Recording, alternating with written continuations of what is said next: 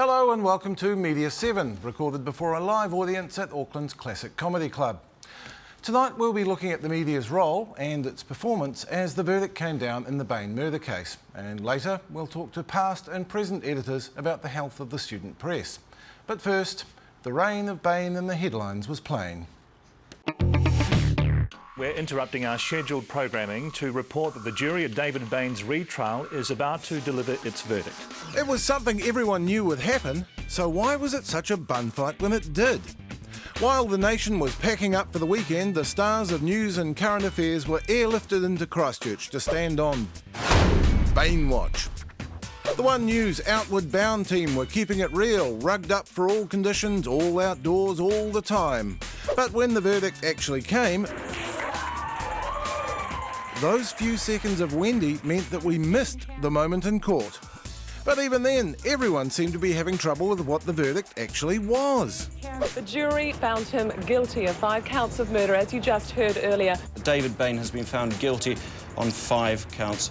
He's been found not guilty on 5 counts of murder. He was found guilty, and now this time, guilty, not guilty. This was also the year of Twitter, and they were tweeting all over this one. We were slightly alarmed by this tweet from the TV3 Twitter monkey. They meant the public gallery, not the press gallery, we hope.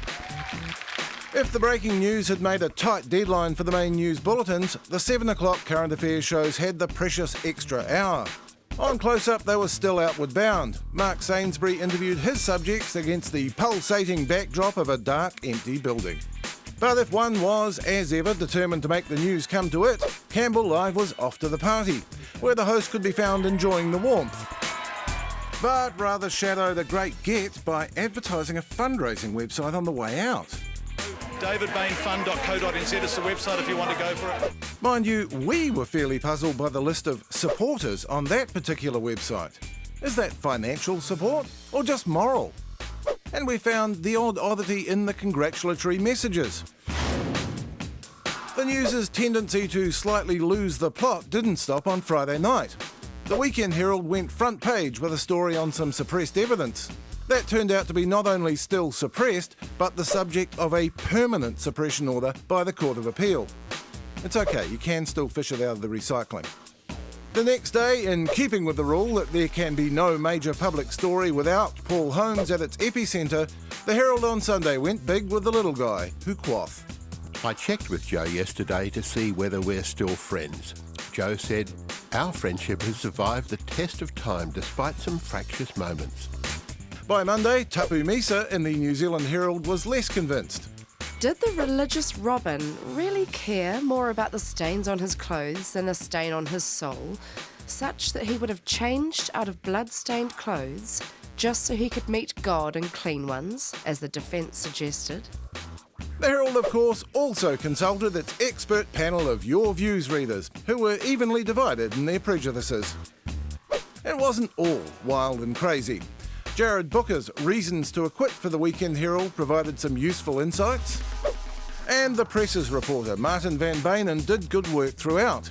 But even he felt moved to don the windbreaker of justice for a backgrounder before the verdict was delivered. The case was always about whether the killer was David or his father Robin. Who was it? A kindly, gentle old man or his strange son? Well, the jury went for the gentle old man. And now, at least, everyone can get indoors for a nice cup of tea. Joining me now are 3 people who've been close to the action in one way or another. Christchurch Press reporter Martin van Bainen, who led that paper's trial coverage. Bruce Ansley, who covered the first trial for The Listener, and Truth's Jock Anderson, who's been writing about what happens in courtrooms for decades. Welcome to you all, gentlemen.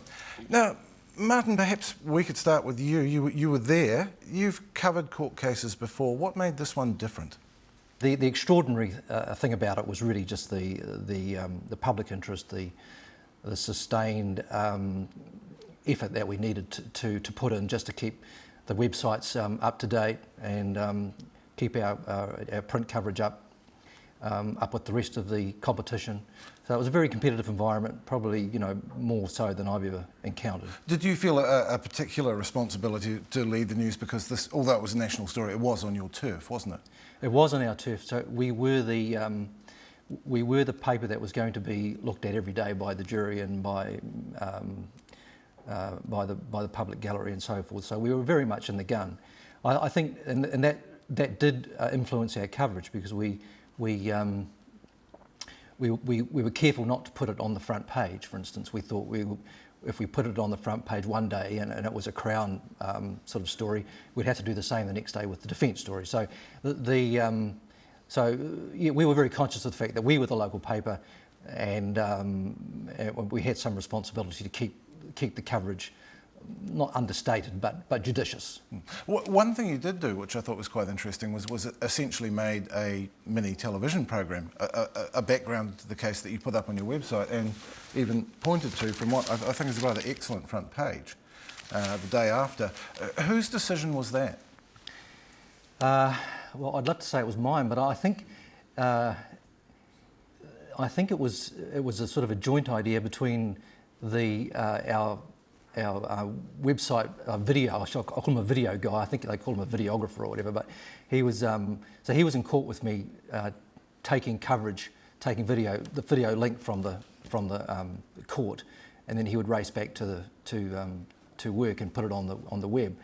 So I think we both thought it would be a good idea, and we needed some stills and photographs and images for our print coverage anyway. So we thought, while we're down there, why don't we put together a little doco? We called it a web doc, and so yeah, we did that. We filmed it over a weekend. I think I wrote the script in about an hour, and he would have spent a couple of days editing it on a PC, and that was about it. Of course, the line we pulled out of that was at the end of part 2, where you said, "Who was it, the kindly, gentle old man or his strange son?" The jury decided it was the kindly, gentle old man. Does that suggest that you were somewhat surprised by the verdict? Yes, I was rather surprised about the verdict. I thought the weight of evidence was pointing to a very strange David Bain and a rather stable, nice old guy. Which wasn't always the picture that came across in court. Yeah. Bruce, granted you weren't there for the second trial, but you were there for the first one. How would you compare the two? Well, I think there were quite a few differences. The first one was that the first trial wasn't such an immediate event. I can remember, I think, 3 reporters who sat all the way through it. I was one, and James McNeish, who subsequently wrote the book, was another. So it was a murder trial. It was a spectacular murder trial, but it was nothing near the kind of bun fight that this was. The second thing was the main thing in relation to this trial was that all evidence regarding any suggestion of incest was suppressed, so we couldn't report that. I discovered the prostitution aspect of it during the trial, and that was part of my story for the listener after the verdict, the guilty verdict came out, which is, of course, another huge difference. But that wasn't presented in the trial either. So no suggestion of incest, no suggestion that Lania was a prostitute, certainly no suggestion of any of her fantasies. And I suppose the third one was we were all pretty taken by his jerseys in the first trial, and this trial, it's the red lunchbox. Your listener story at the time took the form of a detailed reconstruction of events. Are there parts of that you were mentally rewriting as you followed the second trial?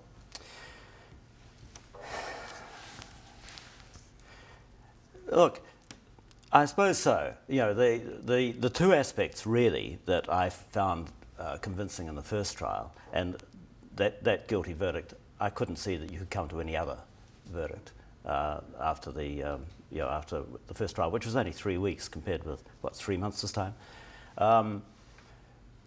Well, there were two aspects which really troubled me. The first, there was the odd angle that Robin would have had to have held that rifle to have killed himself, and the fact that the shell was found in the alcove, which, it was highly coincidental for it had to go through this tiny little gap.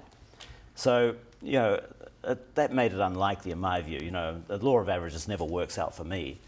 The other thing was that Robin was supposed to have run around and killed his family dying for a pee. Now, you know, anyone of a certain age knows that that's just not possible. I have had men of a certain age say that very thing to me. Jock. No, I was not looking at you in that context, Jock. Jock, we had a bit of fun with the coverage there, but seriously, what did you make of the coverage? Well, I have an advantage over these two fellows in that I've never covered either of the Bain trials, and all I know about it is what I've read and seen and heard in the media, which has been, I'd have to say, less than impressive. First, I would have to say that there is a huge chasm of difference between the way in which the print media covered the trial and the way the Tinseltown sort of entertainment media. Was that just a function of the different media, the different needs of television? I think it is, and I think it's the way in which television in particular, who insist on inflicting on the viewers personalities as opposed to journalists to report what is, let's face it, this was a mass murder. This is not, you know, Dancing with the Stars, not yet. This was actually a very serious issue. And I think that the way, I think both channels, although I think TV3 came out, I'd give them 4 out of 5. TV1 I'd probably give about -1 for the way they handled it and the way they sort of just, well, the way they didn't handle it. And certainly all kudos must go, certainly to the press and its more traditional coverage of what was an extremely major event. And of course the big difference in the coverage was that TV3 got the get. They got John Campbell into the party. Yes, but at what price? What did they have to do? What did they have to do? We checked with Mark Jennings today, and he said they got it because they'd been working Joe Karam for months. And TVNZ asked on the day. I gather there were also words passed between Joe Karam and some of the TVNZ people to that effect. I wonder whether the guy who has received $300,000 of taxpayer money has the right to be playing favourites like that. I don't know, it's a matter of right. I think this is the way things happen these days. There was obviously a deal done. Who's going to, at the end of this so-called news item at the party with John Campbell having a great time and gushing and gooing and being wonderful, who's going to give a wee plug for the fundraiser? You know, who's going to do that, and who else is going to be seen to be associated with it? One of the things I find interesting is that at the moment, in the Court of Appeal and Supreme Court in Wellington for the rest of this week, major media organisations are arguing for the release of the what we call the secret, or the evidence that which was is the story that which we all read on the front page of the New Zealand Herald, and then had to and which some of us were able to find on Factiva before it disappeared from there as well. So there's a big argument going on there, and the Supreme Court today put out a minute, just a very brief minute, this afternoon to say that Bain's legal team are going to have to put up an argument as to why the court's judgment, i.e. the release of this information, should not be released. So I think that we're going to see some fireworks of some kind, certainly over the next 48 What did you think of the appeal court's original suppression in perpetuity? That puzzled me because it wasn't initially to be in perpetuity. It was meant to be for the duration of the trial, and it was supposed to have been lifted on Friday afternoon. Now, both the courts, they must have been working late at night, or perhaps they had a telephone conference. I don't know. They won't tell us. But something happened on Friday, and the judges got their heads together and said, oh, let's do it differently. Let's just suppress everything until further order of the court. Now, it may well have been that they did that to allow this big media argument to play itself out. And it may well be that the Supreme Court comes down maybe at the end of this week or in a short time and says, yes, you can have access. The short version of that memorandum is that it's up to the Bain team to argue. Yes, to show why it shouldn't be released. Yeah. Yes. Yeah. Yeah. Now, Martin, you had that story ready to go as well, didn't you? There were quite a few other media organisations had the same story. I think most people had it. Most people were aware of this evidence. In fact, there are 2 pieces of evidence that are the subject of this court action. And we had the story, and I think it was only a couple of hours before we were going to run it that we got the minute from the court saying that the Court of Appeal had or I think it was the High Court had actually put a suppression on it. So it was all very last minute stuff, and I suspect it was because somebody in the media might have gone to Joe Karam and said, look, well, what do you say about this? What about all this other evidence? And which alerted the Bain camp, and they immediately then thought, right, we'll get this stopped. Without saying what either piece of evidence is, what do you think the impact will be if the suppression order is lifted on these two pieces of evidence? I'm sure it'll fuel the controversy even more. And again, I think it'll be one of those things that polarises people. Some people will say it's rubbish, other people will say, well, this proves conclusively that David did it. And other people will say, well, you know, it should have gone to the jury. So we'll get that argument about around those three features. But if I could just pick up on a point that Jock made about, you know, is it right that, or maybe I think you made it, that is it right that Joe, that access is controlled so strictly? And I think that's been the way all along with the way Joe has run his campaign. No one talks to David without his say-so. And when you do talk to David, not that I have, but if you do, the questions are very strictly controlled. I mean, you may not have to submit I noticed questions. even when they came out of the court, he stopped David answering a question Yes, from one of the reporters. he said, don't answer it, David, don't answer that question. And then the next day, on the Saturday, when the Sunday papers were trying to get interviews with David, and they did, they got a few questions in, but it was, well, that's enough now, you guys, and you know, they might have got 2 or 3 questions in. But no one, I think if someone had said, well, look, you know, David, why didn't you give evidence in your second trial? You know, here was your big chance. I don't think Joe would have stepped in at that stage. We'll talk a bit more about Joe Karam's role when we come back. But we will take a break now and return soon with more on the Bain trial and the media.